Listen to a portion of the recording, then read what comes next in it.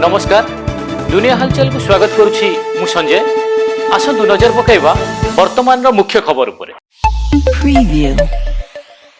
आज महाप्रभु श्री जगन्नाथ विश्व प्रसिद्ध रथयात्रा श्रीक्षेत्र चलचंचल थिया बेले श्री गुंडीचा यात्रा महाप्रभु नीतिकांति आरंभ होईची। सेपटे विश्व प्रसिद्ध श्री जगन्नाथ रथयात्रा श्रीमंदिर प्रशासन पक्षर नीति निर्घंट जारी करा जायछि। अपराह्न 4टारे 3 रथर रथटଣା आरंभ हेबो एवं रथयात्रार समस्त नीतिकांति सुचारू भावे संपन्न करबा पई श्रीमंदिर प्रशासन सेवायत पुलिस और जिला प्रशासन पक्षर व्यापक प्रस्तुति करा जायछि।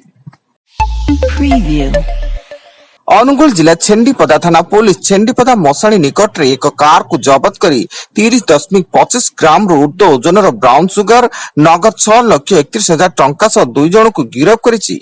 गिरफ्त 2 अभियुक्त जलेश्वर शासनवाड़ार शेख शहीद और छेंडीपदा थाना बालीपटा गाँव रंजित कुमार साहू होइतिया बेले एने अधिक तदंत जारी रखिछि छेंडीपदा पुलिस। बालेश्वर जिला सिमुलिया थाना अंतर्गत ईश्वरपुर पंचायतर कलाशुणी ग्राम में वज्रपात घटी जड़े चाषी मृत्यु घटी। चाषी प्रशांत कुमार दास निज चाष जमी चाष काम करुवा बेले हठात प्रबल वर्षा सह वज्रपात होइतिला एवं से वज्राघात मृत्यु वरण करथिले।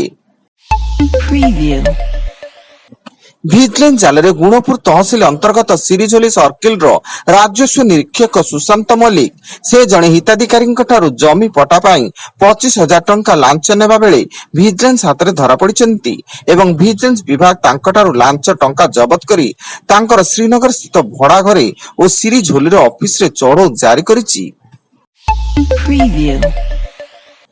विवाद घेरे एनिमेटेड चलचित्र महाप्रभु जगन्नाथ एई चलचित्र प्रदर्शन उपरे मान्यवर हाईकोर्ट अंतरीण अंकुश लगाइछन्ति एवं अदालतक परवर्ती आदेश प्रकाश न पाइबा पर्यंत सिनेमार प्रदर्शन करा जाय परिबो नाही बोली स्पष्ट निर्देश दैछन्ति।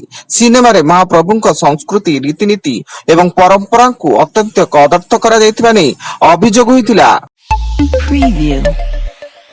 बंगोपसागर सृष्टि लघुचाप प्रभाव रे आसंता 18 तारिख पर्यंत राज्य में वर्षा लागी रहिबो एवं पुरी और जगतसिंहपुर रे प्रबल अति प्रबल वर्षा हबार संभावना थिया बेले भद्रक जाजपुर केन्द्रापड़ा कटक अनुगुल ढेंकानाल केन्दुझर मयूरभंज बौद्ध कंधमाल खोर्धा नयागढ़ और गंजाम रे प्रबल वर्षा हबार आशंका रही। सुंदरगढ़ जिला बनाई बनखंड तामड़ा रे जदीर गुरुंडिया ग्राम रे कलरा पतरिया बाघर आतंक एक गाय को बाघ आक्रमण कर मारी देथिबा तामड़ा वन विभाग संदेह प्रकाश करथिबा बेले स्थानीय गांव आखपाख अंचल रे भयर वातावरण सृष्टि होईछि एवं वन विभाग रे स्पेशल स्क्वाड घटनास्थल परिदर्शन करी अंचलवासी को सतर्क रहबा को परामर्श देइछि।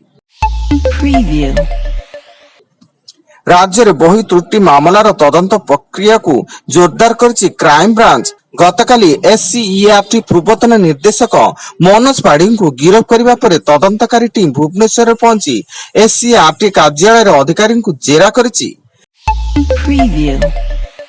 चाष ऋतु आरंभ हेबा मात्रे सारार अभाव केन्दुझर जिला चंपुआ अंचल में सारार अभाव चाषी चिंता बढ़ाई। चंपुआ लैंप ठीक समय सार मिलु नथिबारु शह शह चाषी लैंप बाहर भिड़ जमाई असंतोष प्रकाश करिसेंति। बलांगीर जिला बेलपड़ा थाना अंतर्गत साईनगर पड़ारे प्रेमिका को चुरामाड़ करबा परे प्रेमिका मुंड को पथरे छेची हत्या उद्यम करा जायतिबा अभियोग होईछि।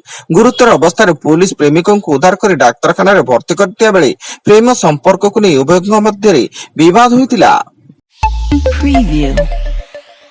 एवं मुख्यमंत्री कार्यालय 2टी कमिशन तदंत संबंधी फाइल निखोज घटना कमिशनरेट पुलिस वरिष्ठ आईएएस अधिकारी राजेश शर्मा और पूर्वतन आईटी सचिव मनोज मिश्र को समन जारी करिछि एवं उभय अधिकारी को तदंतकारी अधिकारी सम्मुख में 3 दिन मध्य हाजर हेबाकु कहिसेंति।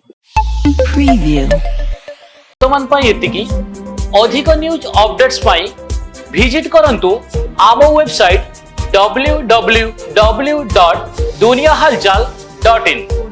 धन्यवाद।